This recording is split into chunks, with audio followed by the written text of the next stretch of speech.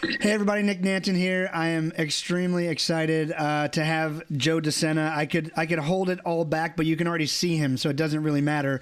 It doesn't matter what I do. I'm excited to have him on because we've been communicating back and forth by text for a few months now, and we've been just talking about a lot of cool different stuff. And I've been learning more and more about what he is all about, and of course. During this interesting time when many of you and all of us are asking questions about what's next, I thought it'd be great to have Joe on the show. So, very quickly, welcome to the show, Joe. How you doing, man? Thanks for having me. I can't get my wife or anybody to talk to me, and I'm super pumped that you want to talk to me. Well, good. We will do all of that. I'm going to give you guys a brief bio, just so you have it, and then we'll sort of move into a cool conversation. So, Joe Sena is the CEO and founder of the wildly popular Spartan Race. He is also the New York Times bestselling author of Spartan Up, Spartan Fit, and the Spartan Way.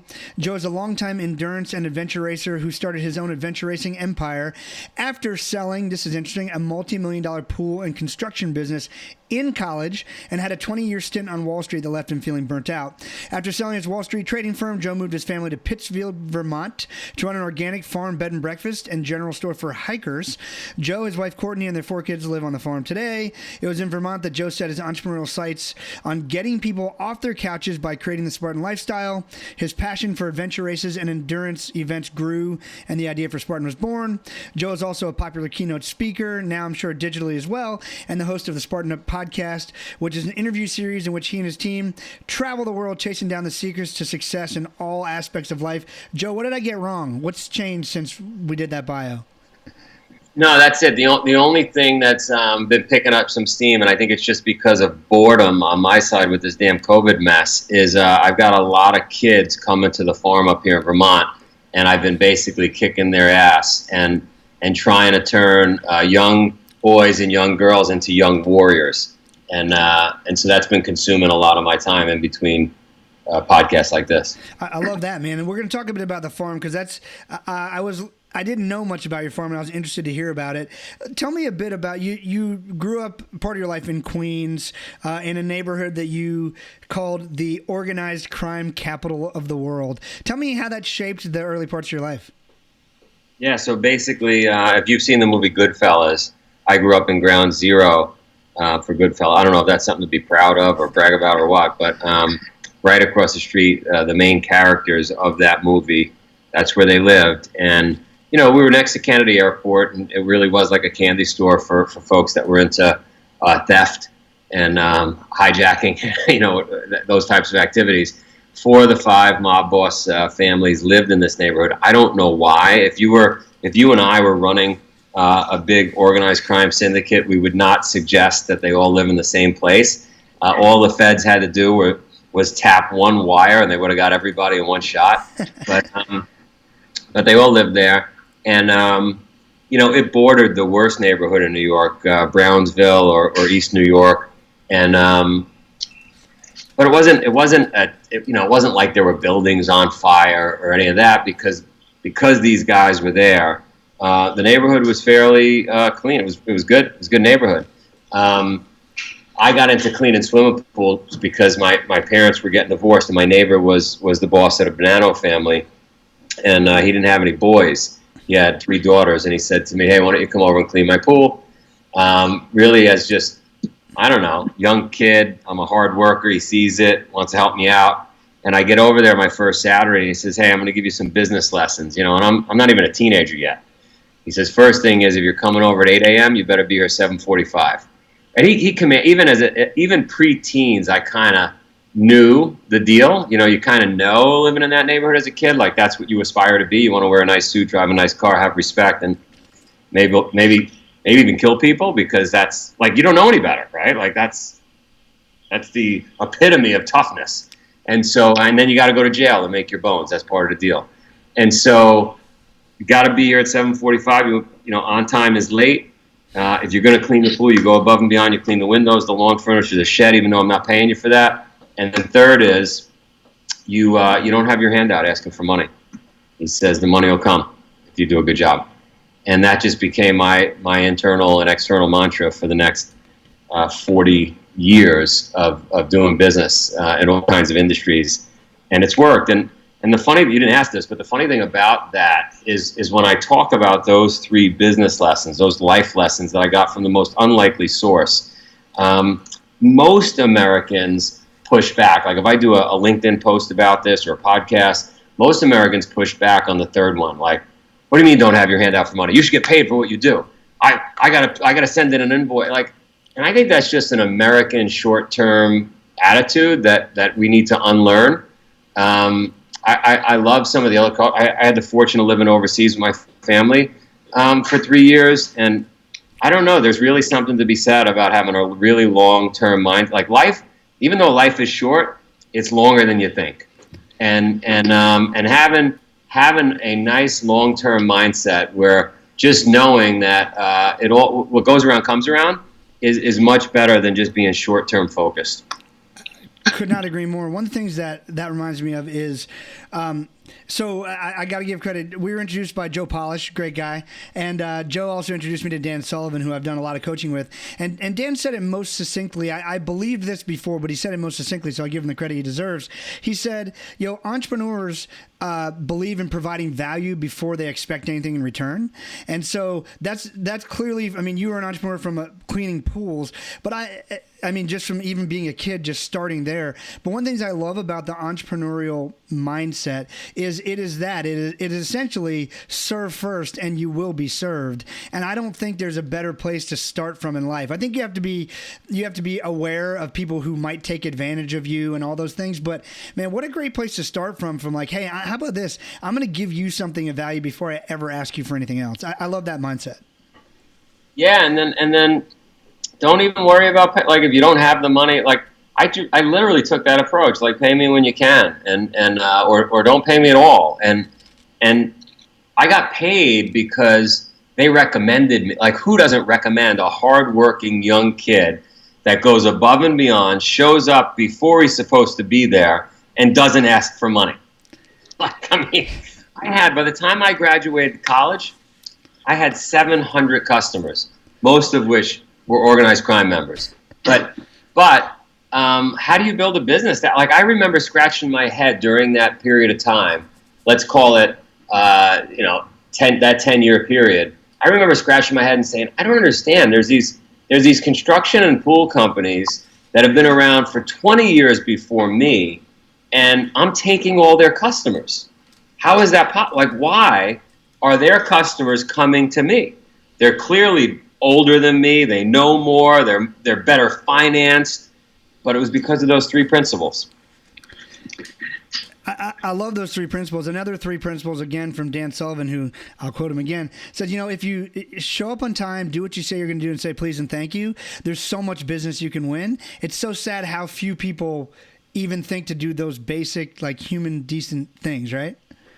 They're basic. I mean, I got kids here on the farm. I told you that we're running them through really, really, really intensive weeks of, like, warrior making shit. And some of the kids, I'm like, one of the kids this morning, I'm not going to obviously point anybody out, but, like, they're missing basic skills, basic human skills, like flushing the fucking toilet. Like, please and thank you. Come on, you shouldn't even have, like, yeah.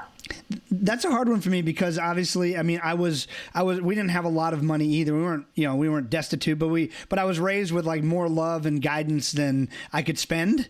Sometimes it felt like too much guidance, right? But it's, that I don't know how you make up for that. I'm so glad you are trying to, in a way, doing what you can, at least in that case. Tell us about the farm. I mean, we're going to get into Spartan Race. We're going to get into why you started and all that, but the farm's sort of fascinating. You buy a farm, you leave Wall Street at a Wall Street gig, and you decide you just want to get out of that, and you just go, I'm moving to Vermont. Is that how that happens?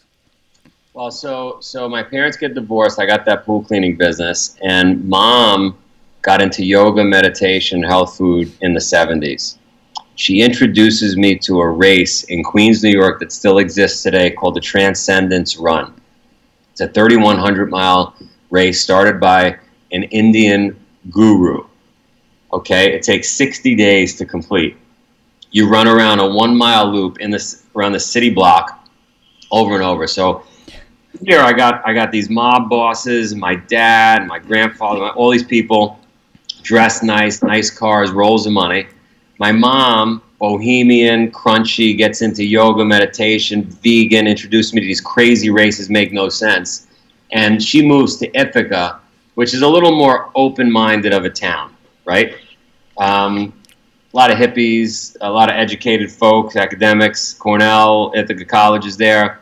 So I'm going back and forth between the two. And it's my first foray into like what the country could like, even though Ithaca is not like the country, it's a lot more country than Queens. So, but it's kind of cool, but I'm kicking and screaming because I want to be back in Queens. Anyway, fast forward, and I sell my business. I sell the swimming pool business when I graduate college, which is another whole story. Work my way to Wall Street, and while I'm on Wall Street, immediately I know this is not a place I want to be for long. And I put a picture of a red barn on my trading desk, and that's the place I'm going to someday. A red barn. I don't know where. I haven't even thought about it, but I probably remember in Ithaca seeing some red barns, and it was kind of cool. So I do about, I don't know, 12 years on Wall Street. Got very lucky, built a business there, sold it, and I met my wife. She was my girlfriend, and I went out to Jackson Hole, Wyoming, because somebody invited me to come out and do a crazy race. By then, I was doing crazy races. And I'm out in Jackson Hole, and I'm like, this is pretty cool. This is a nice place. There's ranches, there's country, there's barns. And I'm looking through a real estate magazine on the way home from Jackson Hole, and every piece of real estate is like 10 million, 20 million, 30, crazy numbers out there. Crazy. I don't even know what it is now. In that magazine is one Vermont farmhouse, one little Vermont farmhouse, $400,000, a bunch of acreage, a covered bridge, horses, a mountain, and juxtaposed to 10, 20, $30 million ranches in Jackson Hole on the East Coast, not far from where I grew up, not far from where my wife grew up. It makes sense. I want to go see it. So we head out to Vermont. I have no connection to Vermont. I kind of argue to myself that it's equidistant from, to where my wife is from where I'm from. She's in Boston. I'm in Queens. Kind of makes sense. Not really, but I convinced myself. And I skied once. I skied once at Killington when I was young, when I was in Ithaca. We went to Killington as a school trip. And it was awesome. It just happened to be one in a million, one of those weekends where it was sunny and a lot of snow. And so I had good memories of Vermont as a young, right? And so I was like, it's cheap, it's equidistant, I got good memories in Vermont, there's a red barn, it checks all the boxes, we're buying a farm in Vermont. My wife goes along with it, she's not my wife yet. And I tell my mother-in-law, my soon-to-be mother-in-law, hey, we're going to get married on the farm. I convinced my wife, I convinced my mother-in-law. She says, that's ridiculous. Who gets married on farms? The place is a mess. So I say, listen, I did construction for many years. I'm going to rebuild all the buildings. I know I only got 9 months.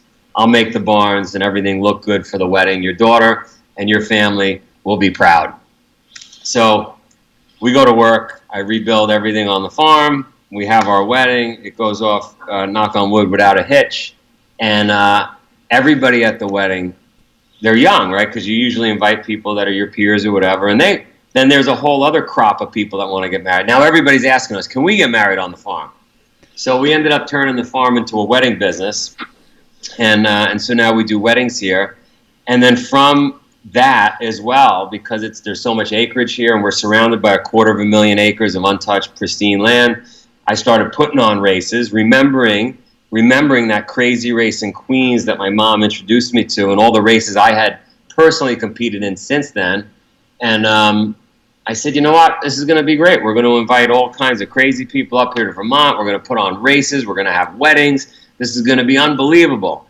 And then reality struck over the last 20 years of being here. It's pretty fucking hard to make money with a farm in Vermont.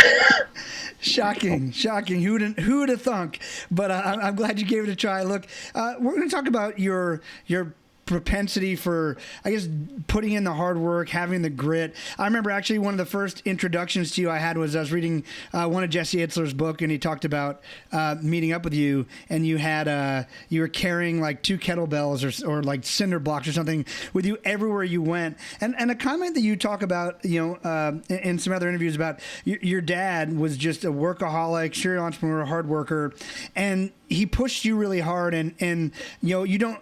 From what I read, it didn't seem like you were judging him for it, but he had a mentality of it was never enough. And then you say, and I've got that gene too. There's an interesting, there's just an interesting whole deal behind that. Like we do need to take care of ourselves. We can break ourselves, but there's so much growth beyond being broken. And actually it's much harder to break yourself than you think. I don't even know where to go with that, but you've been through so many personal trials and tests. How do you know when enough is enough? How do you know when too much is too much? And then how do you know how to stop being so soft? Like, where does that all come together? I've been thinking about it a lot because I've had a lot of time with COVID, and I'm definitely an always-on kind of guy. My father was an always-on kind of guy, and I'm actually writing an article right now that was inspired last night around this idea of who excites me, who inspires me, right? And it's the most unlikely people. It's the guy, the mom or the dad that owns the pizza place, second generation. They get it at 5 a.m. They keep the place spotless. They put out a great product. The stonemasons that I've known throughout my life, the steel worker, those people that are just like animals, and I say that as a loving term, animals that just get after it, and they just work all day. And then the people that I just have a really tough time around. Somebody asked me yesterday, Joe, you seem like such an optimistic guy. Who are the people, like what drives you, what bothers you? It doesn't seem like anything bothers you.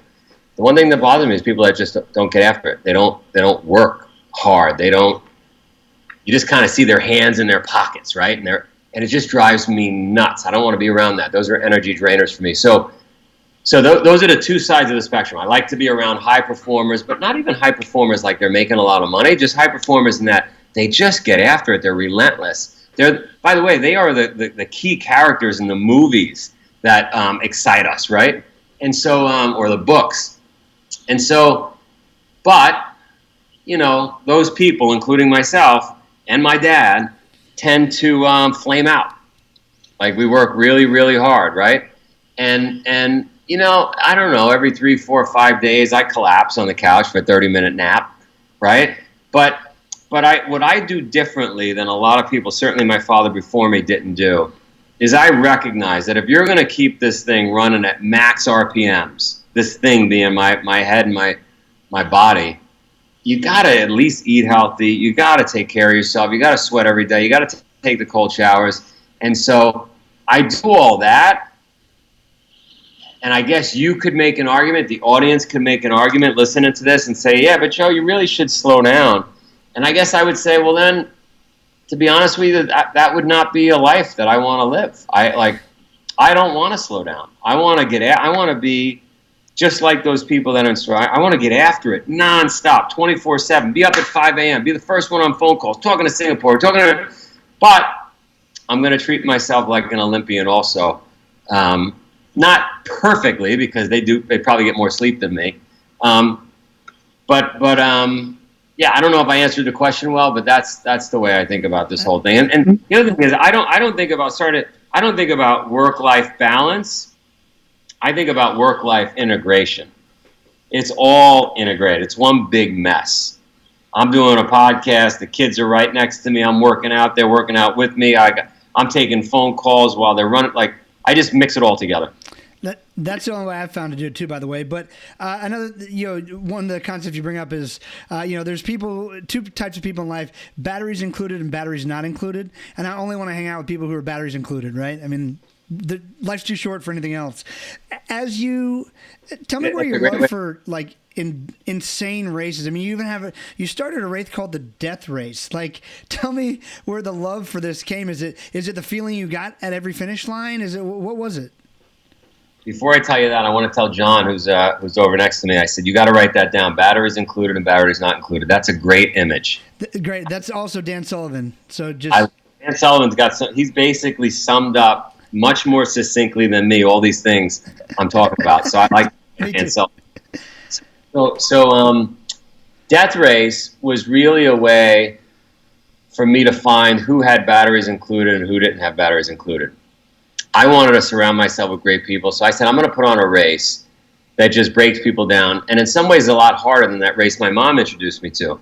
And you say, well, how could it be harder than running a 1 mile loop, 3,100 times? And well, with the race I want to create, back in the early 2000s, I want to move the finish line. I want to cheat. I want to lie to people. I'm not even going to tell them when it starts. I'm going to make them chop wood when they don't have an axe. I'm going to give them all the things that life throws at you and you have to deal with. An entrepreneur knows, an entrepreneur gets it, right? And I put on this race. I don't know who would show up, but it's very much like Shackleton, that great, Irish explorer. He says, he puts out an advertisement. I don't know if you know it, right? And it says, here's the deal. We're going out on an exploration. There's going to be limited sunlight. There's going to be low rations. Probably not going to return. Who's in? 5,000 people showed up to apply, right? So that's what this race is. And a bunch of people started showing up. And the New York Times picked it up. And it's this crazy event. And if you finish it, you get a skull. About 10 or 15% of the people that start finish. And then the reality TV show folks started. It just went on took on a life of its own right here on the farm. And really the point was to shake you up as a human being, to maybe help you get some batteries, find some batteries, right, if you don't have them, to show you what you're made of, to introduce you to yourself, right, shine a mirror in your face. And I lie to them, I move the finish line, I change the start time, I do everything I can to get them to quit.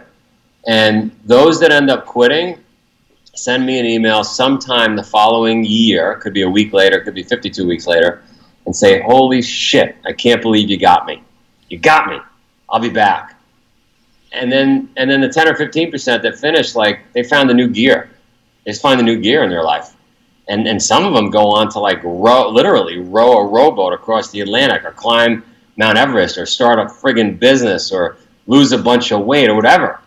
So that's what it is. It sounds like it's showing you sides of yourself you certainly probably haven't seen maybe ever, or for many of us a long time. We build these stories of ourselves that become cages sometimes. As I was reading that about you, and you do things like change the finish line, and you have a love of surprises, which seems to me in a functional way. I love the idea, because one of the most frustrating things, like when I'm with a trainer and I'm doing, I know burpees are your favorite. We can talk about those too, but I'm doing a plank. I find it so much harder to do the plank if they don't tell me how long it's going to be. But if they say do a 30-second plank, especially if I got my stopwatch, I'm going to set 30 seconds to watch. Because really fundamentally, most of us don't like. We like really good surprises when someone gives you a winning lottery ticket, or washes your car without telling you, or buys lunch or dinner, or brings you ice cream. But those hard surprises, I'm not going to say bad, I'm going to say hard surprises are what most of our lives consist of. Yet there's really not a great way to train for them. I guess we're doing it all the time, but that's a huge mindset shift for me, just thinking about embracing the suck and those hard surprises. How do you advise people to take that on and maybe change their mindset around that? Well, it's funny, right? Because entrepreneurship, there was a book on entrepreneurship, and it said, just do these 10 things and you'll start making money. It'd be that simple. You just got to do these 10 things. But that's not the way it works. You might do those 10 things and nobody's buying the product's not good enough. Do another 10 things and 25 more things. Thomas Edison, the story is 900 plus light bulbs before one worked, right? Look at the swings Elon Musk has had, and he's wildly successful. And so life, my point is, life, business, children, marriage, it's very messy. It's full of a box of surprises, to use your word. There's no guarantees. And so it drove me nuts that I would go do an Ironman or a marathon, and it would be a bad day, rainy, cold, whatever. Somebody's chain would break. Somebody would have a foot ache, that's leading the pack in a marathon, and they'd quit. And I'd say, quit? Like, the name here is Ironman. You're quitting because your chain broke?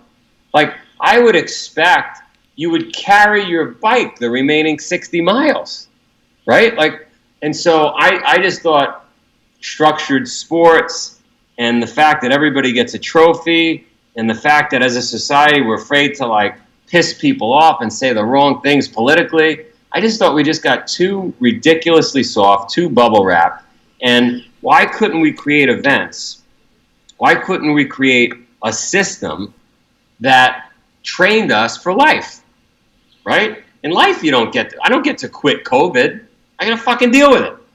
I got to shut down 300 races, furlough 400 plus people, and I got to deal with it every day until whenever the government figures out to open up businesses again, right? I can't quit because my chain broke. So that's really what it is. We practice math, we practice piano, we practice all kinds of things, but not a lot of people practice adversity. That's why I carry the kettlebell.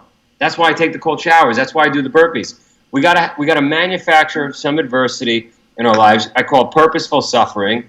And by the way, the great Greek philosophers and Roman philosophers, they talked about this way back when. They had everything they needed. They were extremely wealthy for the time, and they would go sleep like bums out in the street.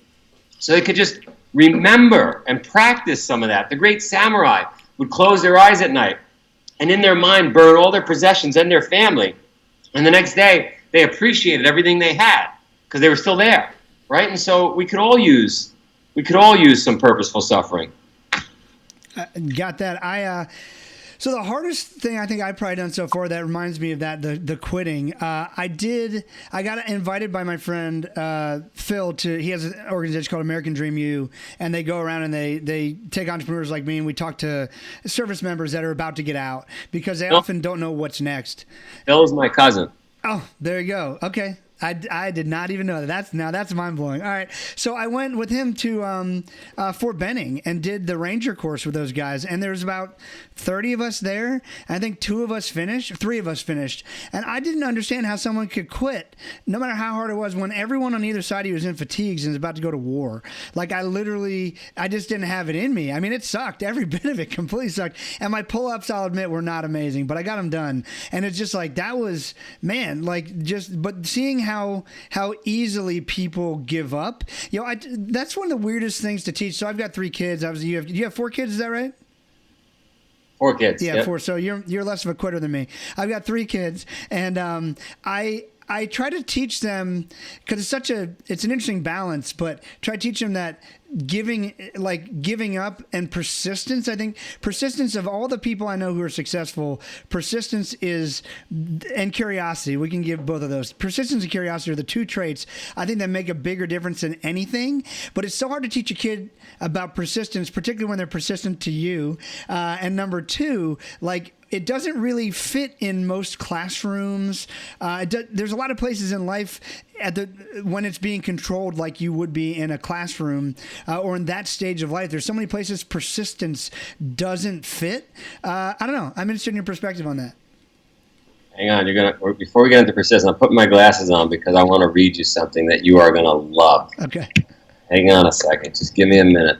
I told you I've been putting on these camps, and I didn't know that when the kids came up here to the camp this summer, that they at night, now this is hard. You talk about building persistence in children. This camp was like no other camp. No one would put on a camp like this. No one. I'll send you the article on this. But every night, the kids got here on the farm. I kicked their ass all day, every day, 14 days straight, 14, 16-hour days, right? Every night, they'd get their phones and they were texting their parents. I didn't know it. If they couldn't get their parents, they were texting their parents' friends. Get me out of here. This guy's nuts. So I'm gonna read you. You're not even gonna believe this. I'm gonna read you because after the whole thing was over, after me fighting with all the parents who wanted to come extract their kids from this tour of duty I was putting them through, right? I calmed everybody down. It took me 3 days. My wife was screaming at me. I got through this thing. I then was able to access the texts. Ready for this one? Parent, how's it going? Kid, awful. This might be the worst experience of my life. It's literally like we're in the military. Parent, there must be something fun about it. Kid, nothing. Parent, you need to embrace it. Mom, Dad, there is nothing to embrace. Most people here were tricked and were told this was a wrestling camp, and now we're stuck here and miserable in a farm prison camp.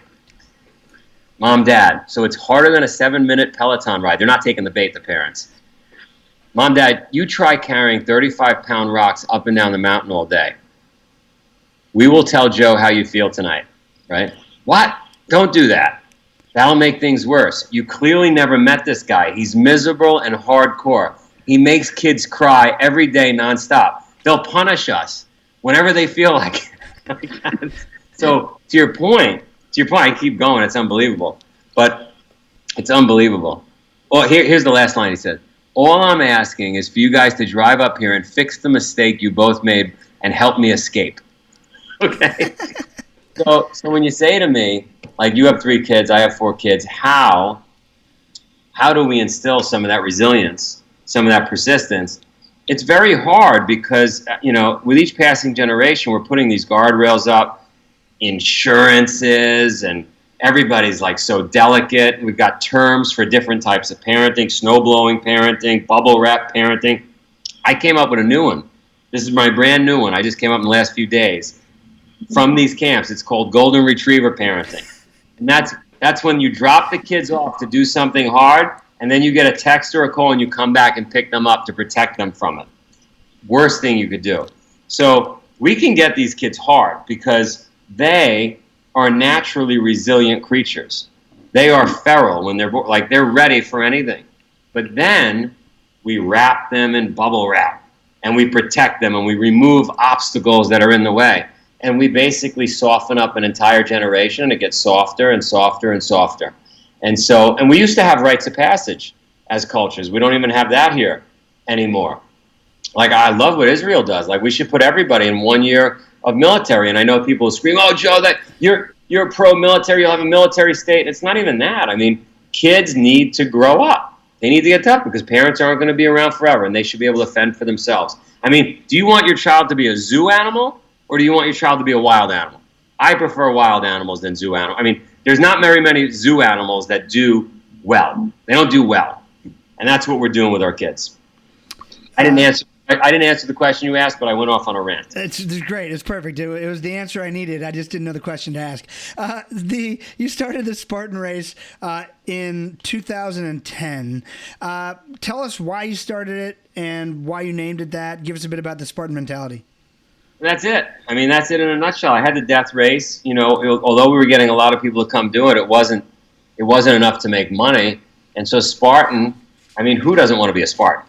Come on. Everybody wants to be a Spartan. Deep down inside, somewhere in their everybody would want to be a Spartan. Everybody wants to be a Navy SEAL. So here we are. We got this great name.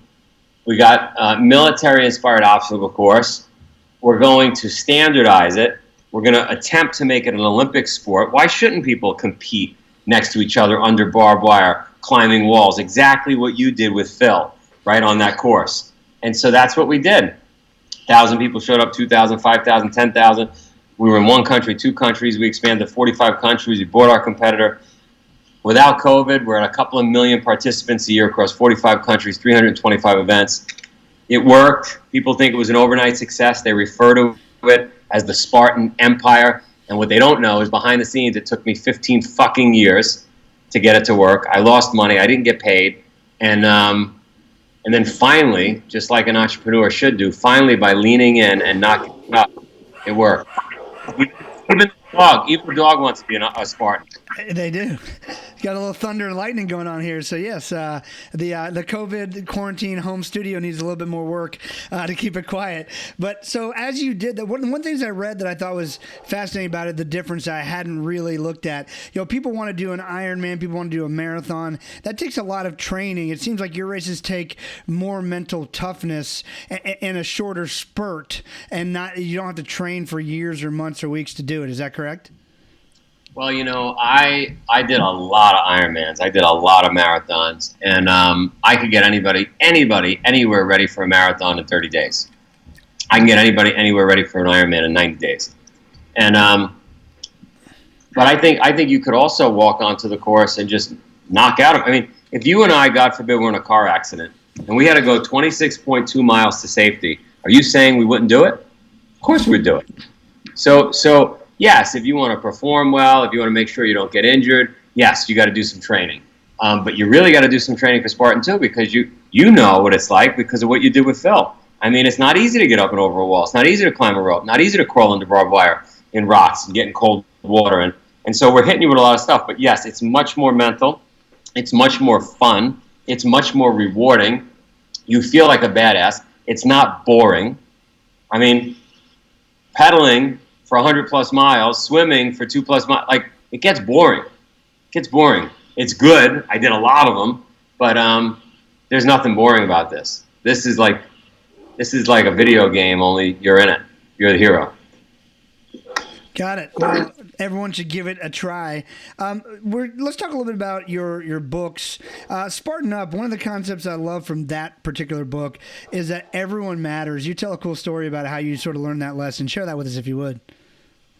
Yeah, I mean, listen, no matter where you are on the totem pole, right, you got to pay attention to those people, that person in the locker room, that person that takes care of the bathrooms, whatever. You got to remember their name. You got to shake their hand. You got to thank them, especially uniform services, nurses, what we're going through right now.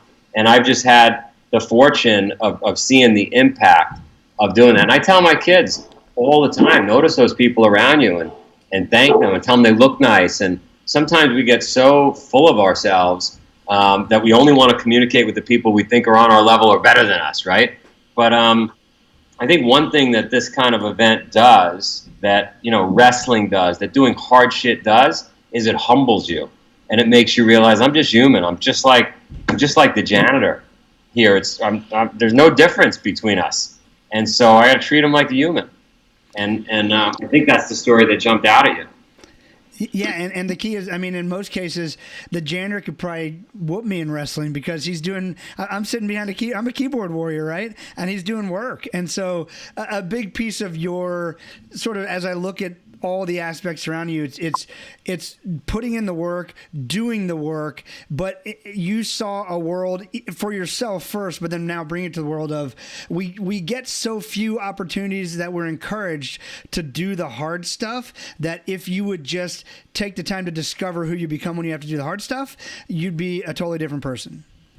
Completely different person. There's so many layers of superficial BS wrapped around most of us, and what we do, the program we have over the last 20 years, is we peel away the onion, all those superficial layers, and get down to the core of the person. We take you to a place where you just want water, food, and shelter, and that's a really refreshing place to go to, believe it or not. Now, if this was 200 years ago, I would say to you, hey, Nick, we need more couches. We need more air conditioning. We need more TVs, right? This is a hard life. We're stepping in mud all day. So-and-so has a horse. This one doesn't have a horse. Like, these are tough times. Grandma died on the time we were going out west. But now we're so comfortable. We need this.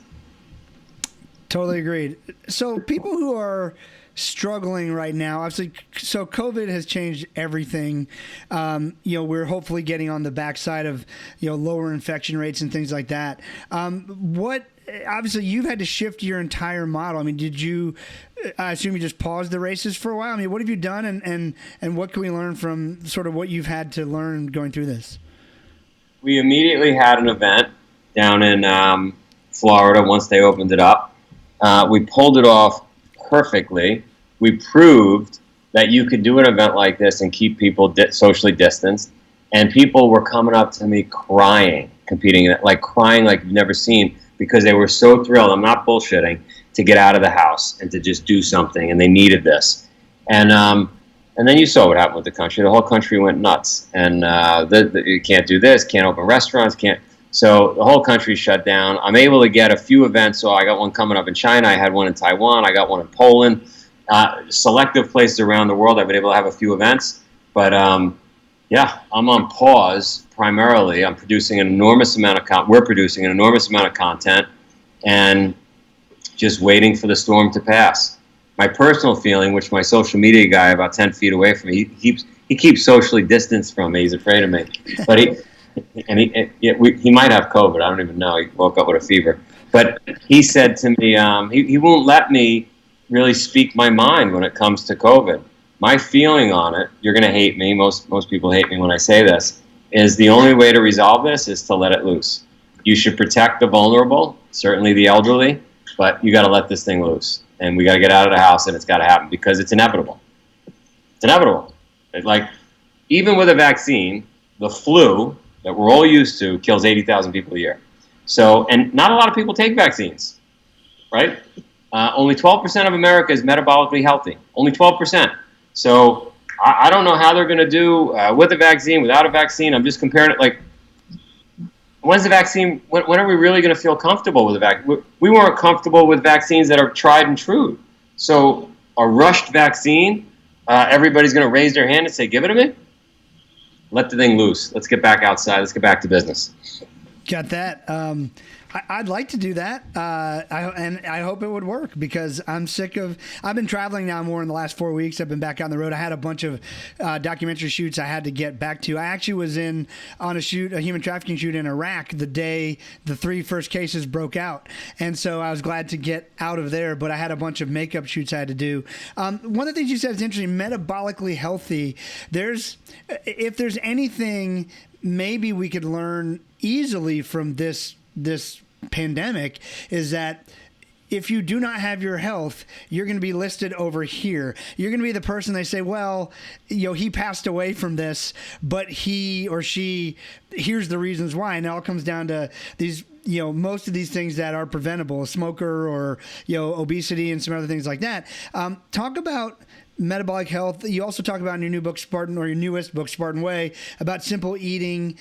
Talk about the relationship we have with food and maybe what needs to change with that for us to be healthy, so our body could even make use of a vaccine.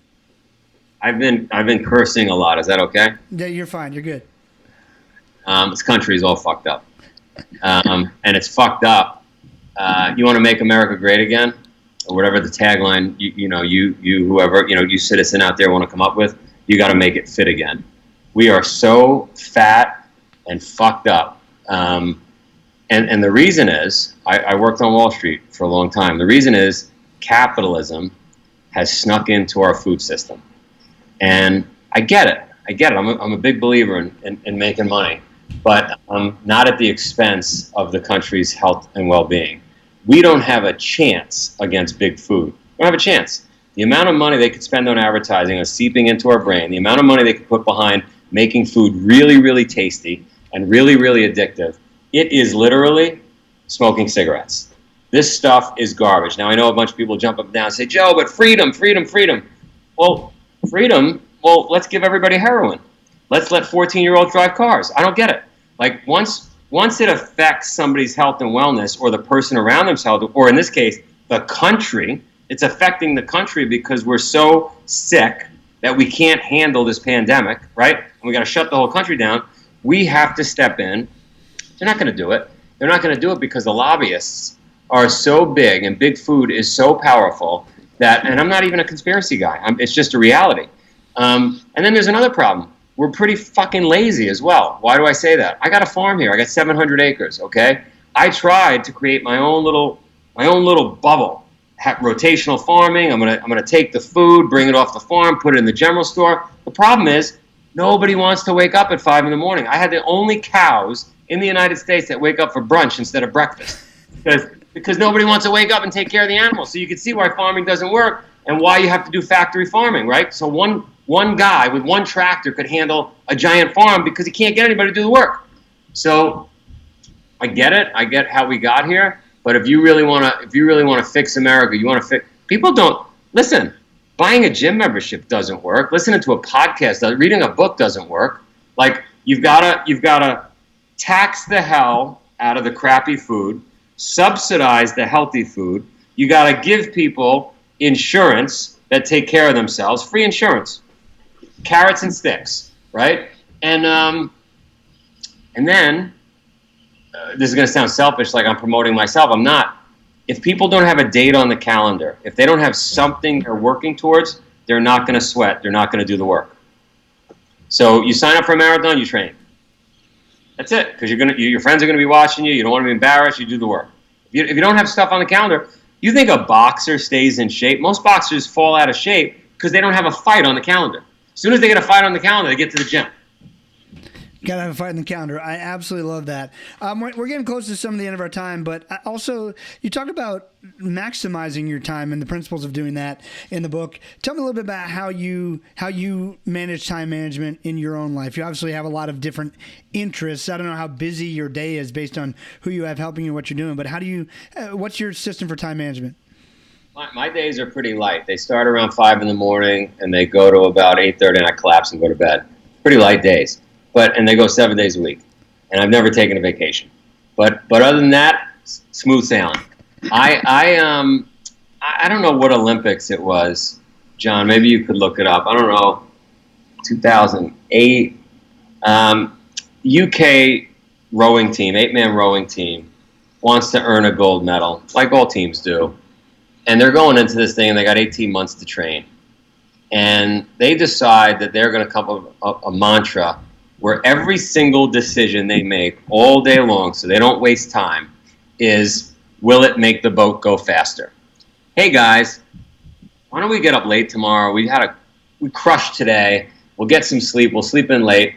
Ask a question. Will it make the boat go faster? No. We're getting up early. We're training. Hey guys, great day today. Let's go hang out with the girls. Will it make the boat go faster? No. We're not going out with the girls. Hey guys, let's go grab some ice cream. We had a tough... Will it make the boat go faster? No. So that's the way I operate. That's how I handle time management. Is the thing I'm doing right now, is it making the boat go faster? Is it getting me closer to my goal? If it's not, no interest, move on. And I think most of us just waste time. We just waste time. And time is really the only asset we have. It's the most precious thing we have. You can't put another quarter in and get more. When you're talking about too requires a level of discipline most likely many listening don't have, but discipline is a muscle that can be built up. So where do people begin if they hear that and go, man, I have a hard time turning away from the fridge, from the ice cream or whatever. I mean, you have a very on and off sense of, I love it, I hate it. Most people don't start there, and you probably didn't either. Where do you begin to start exercising that muscle so you can have the strength? Is it having a goal that's worth exercising it for? I mean, what is it? You need a goal. You need a date on the calendar. You definitely need discipline, which is as simple as just writing it down. But really better than write it down, post it everywhere, stick it on the ceiling so when you go to bed you see it, put it on the mirror so when you brush your teeth you see it. But also create a narrative around yourself that recites that discipline. That there's a reason why when I'm talking to you, I'm saying some of the things I'm saying. I'm reinforcing in my brain, and I'm doing it publicly, that this is who I am and this is what I do. And now I'd be a fraud if I don't do it, right? So we have to all do that. We gotta make ourselves accountable, stick our neck out, and say this is who we are. And this is if you're afraid to say it and tell people, you're not going to do it. So that's one way, and it's a big way. And then the other thing is, I've talked to a lot of Olympians, a lot of special operators, and what they say is they get up in the morning, as disciplined as they are, they got the Post-its everywhere, and they've told people, they've done all those things, Joe. But what we do is we get up in the morning, I know I got to get on my bicycle for 6 hours that day, but I'm just not feeling it. Michael Phelps, I'm just not feeling it. I don't want to get in the pool today. So what they say to themselves, and I've heard this 50 times, I'm just going to do 20 minutes today. I know I got to do 6 hours. I'm just doing 20 minutes. And they get in the pool, and they do 20 minutes, and they go, I could do another 20. And before you know it, it's 6 hours have gone by. And so I do that trick too. Like, I'm not feeling it today. All right, well, I won't be a fraud if I do 10 minutes. Let me do 10 minutes. I could just say I had a tough day. And then you're there, and you want to get it done. Great way to say. So yeah, it's in most cases it's all about starting, and so even if you have to fool yourself into starting, that's a trick that's worth taking. You also write in the book, time wasters in addition to TV and the internet, and I'm fascinated by this. A huge time waster for us is worrying too much. Talk about worry. It's just a waste of time. Like it is or it isn't. right? It's going to happen or it's not going to happen. Why would you even waste a second thinking about what could? It's all bullshit. Like, how would you know? Just get after it. Just keep moving forward. I never liked the chit chat, the worry, what a waste of time. That wasn't even something I learned. There was no mob boss that taught me any of that. I just was so busy trying to build my business, trying to work and move forward and focus on making the boat go faster, that any time somebody was talking to me about worrying, they were worried about something, like, what are you talking about? Who has time to, it's such a waste of time. What are you worried about? Totally agree. One of the things that's really become abundantly clear to me through most of my life, but I think it's clarifying during this quarantine time, and just, one of the things that made me feel a little bit less alone is that some of the biggest businesses in the world with the smartest people, teams of thousands of people, they're struggling too to figure this out. Like, it's unfigure-outable in many cases. It just is.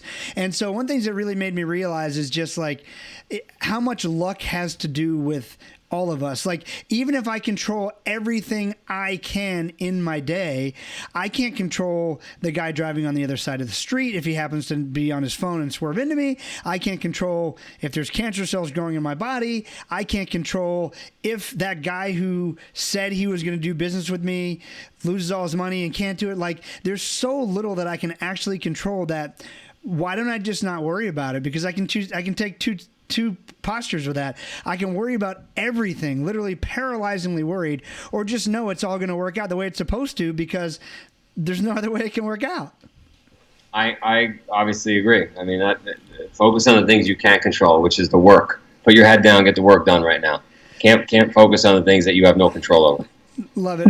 Another mutual friend of mine and Joe Polish, Dean Jackson, I don't know if you know Dean, but Dean says, he said in my interview with him, he said, be the umpire. He said, so many of us spend time worrying about if the ball's in or out and getting emotional about it. Just learn to be the umpire, call it how it is, and react accordingly. And I think that's just a really succinct, well-put way of going, okay, it happened. What do we do next? We're wrapping up here, but I would be remiss. It might go down in history as the only interview you never talked about burpees. So we can't let that happen because I don't want to be special. So a lot of people think they need to join a gym. They think they got to go run 180 miles. You say that the burpee is the how'd you say it is the most time efficient exercise in the world. Why I love to hate burpees. It doesn't matter how fit you are, they destroy you. What is it about burpees, and what do you have to share about them? When I was cleaning swimming pools, a swimming pool is like 20,000 gallons of water. Human body is like 13 gallons of water. They both have pumps and filters. They're very similar to each other. If a swimming pool, it became very clear to me at a young age, if a swimming pool's pump slows down or stops, the pool turns green. If the filters get clogged up, the pool turns green. If I don't vacuum all those nooks and crannies, algae starts to grow. And the burpee to me is like shaking the pool out of the ground and getting all the dust and dirt, and you're just cleaning the whole friggin' pool, right? You could run, you can go on a slow jog, and it's not really moving everything around. You could do some, pull-ups, you could do this. When you do a burpee, you are moving blood, and moving blood is life. And so if you got limited time, you're going to be broken cardiovascularly, you're going to be broken strength-wise. That's why burpees suck. Like, everybody hates them. So in a very short period of time, in a very small amount of space, you can clean your pool, and you'll be sweating. And so that's it. I mean, listen, Royal H. Burpee, the guy that invented the burpee years ago, he invented it for military recruits. He needed something fast. It had to be time efficient, had to be effective. The burpee. How many burpees is healthy? I mean, 300 a day is a little extreme. If you did 30 a day, it would change your life. 30 burpees a day. And that's when we were fishing in Alaska, didn't have time. Joe Polish said, hey, Joe Sena says, do burpees. We're doing 30 burpees. I'm like, all right. I mean, and I run a lot. I work out a lot. I mean, by 15 in, I am sucking wind. It just doesn't matter. It just gets you. I need to build up my burpee tolerance. Burpees are good for you. I'm going to keep telling myself that. I'm going to try to get 30 in a day. I'm going to get 30 in a day. How's that? Man, Joe, I appreciate you being on, man. Where can people go to learn more about you? Where should we send them? At Real Joe DeSena on Instagram, Spartan.com, or send me an email, joe@Spartan.com. If you send me an email, 2 sentences or less, Done and done. Pleasure having you on, and I look forward to getting together with you soon when all this breaks up. And thanks for being on the show, man. Thank you, sir.